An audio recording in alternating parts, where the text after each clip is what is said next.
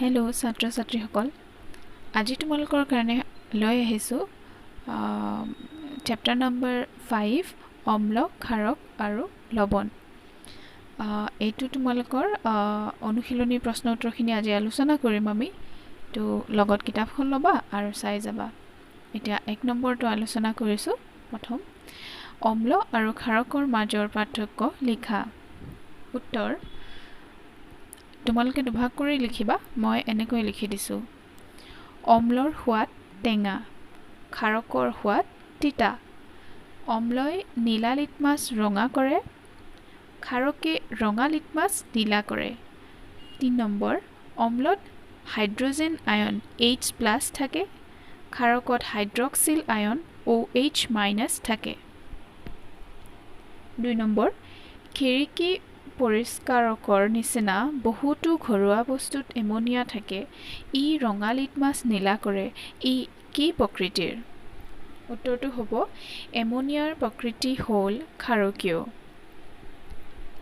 3 number, litmus দ্ৰৱৰ উৎসটোৰ নাম লিখা। এই দ্ৰৱৰ ব্যৱহাৰ কি? উত্তৰ হ'ব লিটমাছ দ্ৰৱৰ উৎস হ'ল ছত্ৰক শৈবাল লিচেন। কোনো এটা দ্ৰৱ অম্ল, ক্ষাৰক নে লৱণ পৰীক্ষাৰ কাৰণে লিটমাছ দ্ৰৱ সূচক হিচাপে ব্যৱহাৰ কৰা হয়। 4 নম্বৰ, পাটিত পানী আম্লিক, ক্ষাৰকীয় নে প্ৰসম? তুমি এইটো কেনেকৈ প্ৰমাণ কৰিবা? উত্তৰ, পাটিত পানীত ৰঙা আৰু নীলা লিটমাছ কাগজ ডুবালে লিটমাছৰ ৰঙৰ কোনো পৰিৱৰ্তন নহয়। ইয়াৰ পৰা প্ৰমাণ হয় যে পাটিত পানী প্ৰসম নিউট্ৰেল। 5 নম্বৰ, এটা উদাহৰণসহ প্ৰশমন প্ৰক্ৰিয়া বৰ্ণনা কৰা। উত্তৰ, এচিড আৰু ক্ষাৰকৰ ৰাসায়নিক বিক্ৰিয়াক প্ৰশমন নিউট্ৰেলাইজেশ্যন বোলে। এই বিক্ৰিয়াত লৱণ আৰু পানী উৎপন্ন হয় আৰু লগতে তাপ উৎপন্ন হয়। উদাহৰণস্বৰূপে, আমাৰ পাকস্থলীত অম্লৰ পৰিমাণ অতি বেছি হ'লে বদহজম হয়। বদহজম কেতিয়াবা কষ্টকৰ হ'ব পাৰে। এই বদহজমৰ পৰা সকাহ পাবলৈ আমি মেগনেছিয়া দুগ্ধ মিল্ক অফ মেগনেছিয়াৰ নিচিনা অম্লনাশক গ্ৰহণ কৰা হয়, য'ত মেগনেছিয়াম হাইড্ৰক্সাইড থাকে। ই অতিৰিক্ত অম্লৰ প্ৰভাৱ নাইকিয়া কৰে, অৰ্থাৎ প্ৰশমন ঘটায়। 6 নম্বৰ, তলৰ বাক্যটো শুদ্ধ হ'লে সু আৰু অশুদ্ধ হ'লে অ চিন দিবা। ক নম্বৰ, নাইট্ৰিক এচিডে ৰঙা লিটমাছ কাগজ নীলা কৰে। উত্তৰ, অশুদ্ধ। ছডিয়াম হাইড্ৰক্সাইডে নীলা লিটমাছ ৰঙা কৰে। উত্তৰ, অশুদ্ধ। গ, ছডিয়াম হাইড্ৰক্সাইড আৰু হাইড্ৰক্লৰিক এচিডে পৰস্পৰক প্ৰশমিত কৰে আৰু পানী আৰু লৱণ উৎপন্ন কৰে। উত্তৰ, শুদ্ধ। ঘ, সূচক হ'ল এটা দ্ৰব্য যিয়ে ক্ষাৰকীয় আৰু আম্লিক দ্ৰৱত বেলেগ বেলেগ বৰণ দেখুৱায়। উত্তৰ হ'ব শুদ্ধ। ঙ, ক্ষাৰকৰ উপস্থিতিৰ বাবে দন্তক্ষয় ৰোগ হয়। উত্তৰ, অশুদ্ধ। 7 নম্বৰলৈ আহিছোঁ। ডেকাৰ ৰেষ্টুৰেণ্টত কিছু মৃদু পানীয় বটল আছে, কিন্তু দুৰ্ভাগ্যবশতঃ এইবোৰত লেবেল নাই। এই পানীয়বিলাক তেওঁ গ্ৰাহকৰ চাহিদা অনুযায়ী যোগান ধৰিব লাগে। এজন গ্ৰাহকক আম্লিক, আন এজনক ক্ষাৰকীয় আৰু তৃতীয়জনক প্ৰসম পানীয় লাগে। কোনজনক কোনটো পানীয় দিব লাগিব কেনেকৈ থিৰাং কৰিব? উত্তৰ, দৰ্জীয়ে কোনজনক কোনটো পানীয় দিব লাগিব নিম্নলিখিত উপায়ে থিৰাং কৰিব। যি পানীয় ৰঙা লিটমাছ নীলা কৰিব সেই পানীয় হ'ব ক্ষাৰকীয়। 2 নম্বৰ, যি পানীয় নীলা লিটমাছ ৰঙা কৰিব সেই পানীয় হ'ব আম্লিক। 3 নম্বৰ, যি পানীয়ে ৰঙা লিটমাছ বা নীলা লিটমাছৰ ৰঙৰ সলনি নকৰে সেই পানীয় হ'ব প্ৰশমিত। 8 নম্বৰ, কাৰণ ব্যাখ্যা কৰা। ক, এচিডিটিত ভুগিলে তুমি অম্লনাশক টেবলেট খোৱা।